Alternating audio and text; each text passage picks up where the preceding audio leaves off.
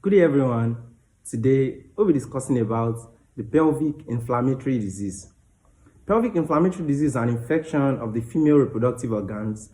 It most often occurs when sexually transmitted bacteria travels from the lower genital tract, that is the vagina or the cervix, and gets into the uterus, the fallopian tubes, or the ovaries.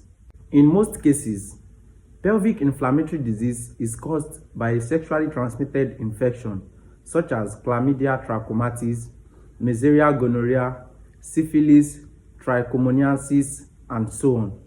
Some other causes of pelvic inflammatory disease includes introduction of bacterial infection after childbirth, miscarriage, abortion, or insertion of an intrauterine device. Now, moving on to the factors that exposes one to pelvic inflammatory disease.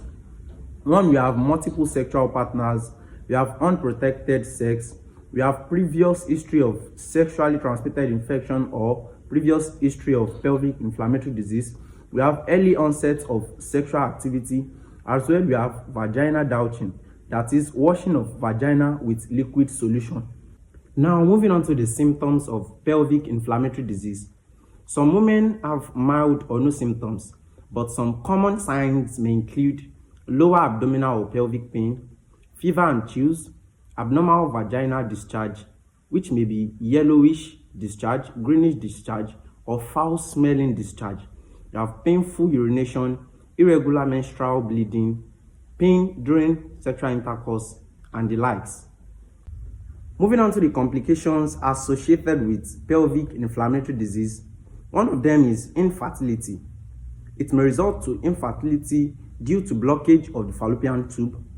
It may result to ectopic pregnancy, that is pregnancy outside the uterus. It may come along with chronic pelvic pain, as well tubo-ovarian abscess, that is collection of pus in the fallopian tube or the ovary. Here are some treatments allocated to pelvic inflammatory disease. Those treatments include antibiotics. It is usually a combination of oral or intravenous medications such as ciprofloxacin, gentamicin, azithromycin, and the likes. As well, you treat sexual partners as well to improve and to prevent reoccurrence of infection.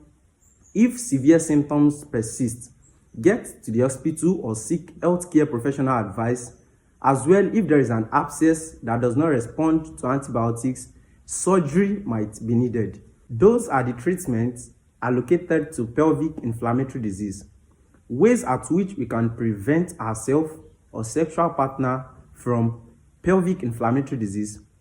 Practice safe sex by using condom during sexual intercourse. Then as well, limit number of sexual partners in order to prevent yourself from getting pelvic inflammatory disease.